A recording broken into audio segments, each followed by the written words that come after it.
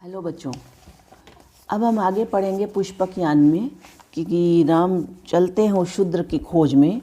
तो उनको ऊपर से अयोध्या नगरी किस तरह से दिखाई देती है उसका वर्णन है कि दूर तक चौकोर वस्त्रों से बिछे वन खेत, श्वेत चांदी चूर सी फैली हुई थी रेत, चींटियों की तरह चलते लग रहे थे लोग, कहीं उज्जवल कहीं ओझल कहीं उज्जवल दृष्टि का संयोग, बिछा चौसर सा चतुष्पथ कोड़ियों से ढोर, हरित वृक्षों से खिलाड़ी जुटे चारों ओर। तो यहाँ पर कि अयोध्या में दूर तक चौकोर वस्त्रों की तरह वन और खेत दूर दूर तक फैले हुए हैं। जिधर दृष्टि जाए वहीं धन धान्य से पूर्ण खेतों की पंक्ति दिखाई देती है। श्वेत चांदी चूर सी फैली हुई थी रेत, चारों तरफ चांदी के समान सफ़ेद रेत बिछी हुई है। और यान के अत्यधिक ऊंचाई पर होने के कारण पृथ्वी पर चलने वाले लोग चींटियों की तरह चलते लग रहे थे। चलने वाले लोग चींटी की तरह नजर आ रहे थे। कहीं ओझल कहीं उज्जवल कहीं दृष्टि का संयोग, कई बार दृष्टि भ्रम के कारण नीचे का दृश्य गायब सा लगता है तो कभी समक्ष दिखाई देता है। ये सब दृष्टि भ्रम ही है, क्योंकि आकाश और पृथ्वी के मध्य दूरी होने के कारण और बीच बीच में बादलों के आ जाने से दृश्य साफ दिखाई नहीं देता है। बिछा चौसर सा चतुष्पथ कोड़ियों से ढोर, हरित वृक्षों से खिलाड़ी जुटे चारों ओर। तो आगे अयोध्या नगरी का वर्णन करते हुए कवि कहते हैं कि अवध नगरीय व्यवस्था चौकोर सड़क प्रणाली पर बनी हुई है, चारों ओर उसके सड़कें हैं। शतरंज के खेल में जिस प्रकार चौसर बिछाई जाती है, जिसके चार रास्ते एक दूसरे को काटते हैं, वैसे ही अयोध्या के मार्ग चौसर की तरह एक दूसरे को काटते हुए हैं। जिस प्रकार चौसर के खेल में कोड़ियों यानी गोटियाँ और खिलाड़ी होते हैं, उसी प्रकार नगर मार्ग पर चलने वाले पशु कोड़ियों के समान एवं मार्ग में दोनों तरफ लगे हुए हरे वृक्ष खिलाड़ी के समान प्रतीत हो रहे हैं।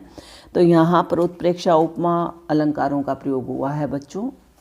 आगे है, मंदिरों के शिखर झिलमिल कांपते जलबिंदु, लग रहे निर्मल जलाशय भूमि उतरे इंदु, मोतियों से गोल गुंबद शीपियों से घाट, भूमि की निधियां गगन से देखते सम्राट, आ गई लो सामने सुकुमार सुरसरी धार, और यह हरिताभ यमुना स्नेह का संचार।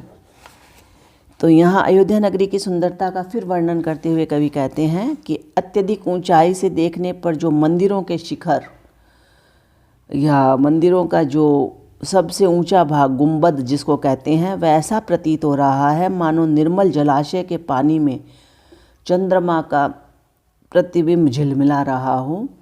लग रहे निर्मल जलाशय भूमि उतरे इंदु, और मानो निर्मल जलाशय के पानी में चंद्रमा का प्रतिबिंब झिलमिला रहा। और कहने का आशय यही है कि नीचे का पूरा दृश्य निर्मल जलाशय और मंदिर के शिखर चंद्रमा के समान प्रतीत हो रहे थे। मोतियों से गोल गुंबद सीपियों से घाट, कवि आगे कहते हैं कि राजमहलों के गोल गुंबद मोतियों जैसे नजर आ रहे हैं, नदी के किनारे बने हुए घाट सीपियों के जैसे लग रहे हैं। भूमि की निधियां गगन से देखते सम्राट, आकाश पथ से जाते हुए सम्राट राम पृथ्वी पर बिखरी हुई उसकी अपार संपत्ति को निहार रहे हैं। इन्हीं दृश्यों के आ गई लो सामने सुकुमार सुरसरी धार, इन्हीं दृश्यों का अवलोकन करते हुए राम के नेत्रों के समक्ष अचानक गंगा नदी आ जाती है। और यह हरिताभ यमुना स्नेह का संचार, नदी की धारा सूर्य के प्रकाश में अत्यंत धवल एवं सुकुमार प्रतीत हो रही थी। तभी यमुना नदी का हरा रंग उन्हें मंत्र मुग्ध कर देता है। कहने का आशय यही कि अवध राज्य में ही गंगा यमुना का संगम होता है और वही संगम उन्हें दिखाई देता है। तो गंगा यमुना का संगम राम में स्नेह का संचार पैदा करता है। दो पवित्र नदियों का मिलन उनके राज्य की अनुपम संपदा मानी जाती है। आगे है कि उपमा उत्प्रेक्षा और माधुर्य अलंकार है और माधुर्य गुण है बच्चों। आगे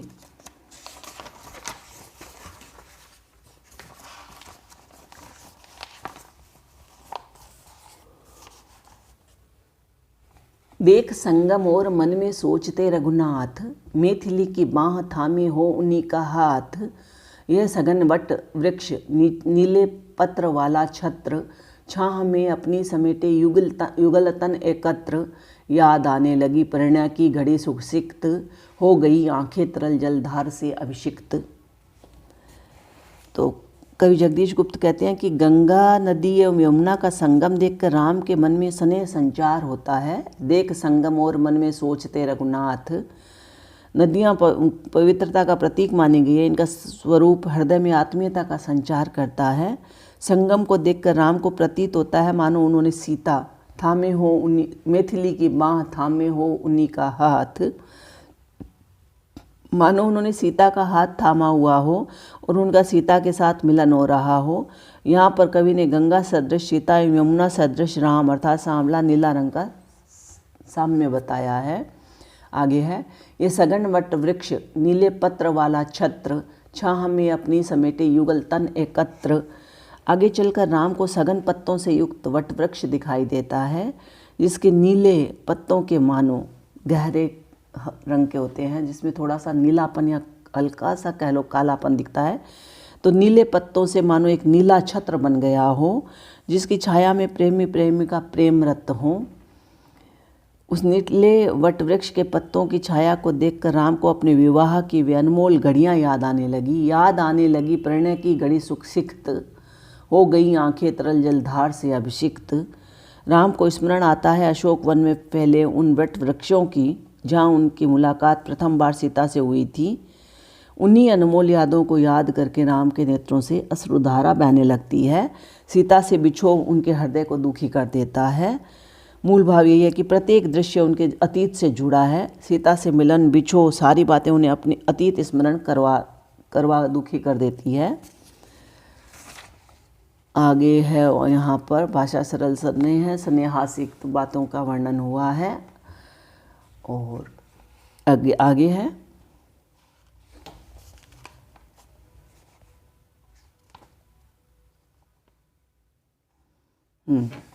अगला पढ़ते हैं। आंसुओं के आवरण में पुतलियां थी लीन, दृश्य धुंधला पड़ गया आकार हुए विलीन। प्रिया निर्वासन समय की रही मुद्रा शेष, पानी जैसी पीत काया चाह बिखरे केश। जानकी दुख से हुआ यो राम का मन म्लान, विफत होकर चल पड़ा उत्तर दिशा को यान। कवि कहते हैं कि राम को जैसे ही बरगद के वृक्ष दिखाई देते हैं, उन्हें प्रतीत होता है मानो वे और सीता वृक्ष के तले खड़े हैं।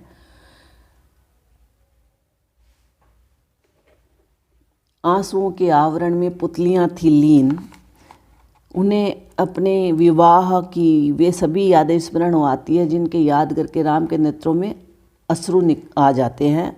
आँखों में अश्रु आ जाने पर पुतलियां उनमें डूब जाती हैं।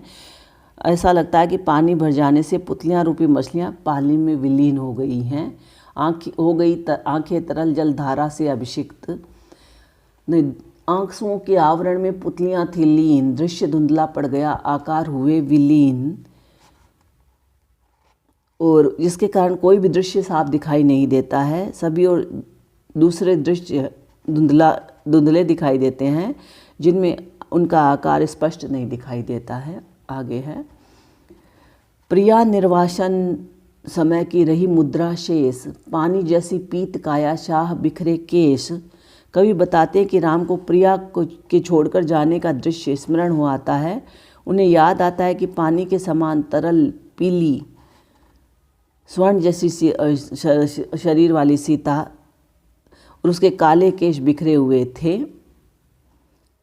जानकी दुख से हुआ यूँ राम का मन म्लान, विपत होकर चल पड़ा उत्तर दिशा को यान। वे अत्यंत दुखी थी।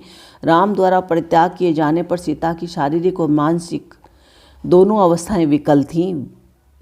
राम द्वारा सीता के उस समय के दुख को स्मरण करके मन अत्यंत व्याकुल और दुखी हो उठता है।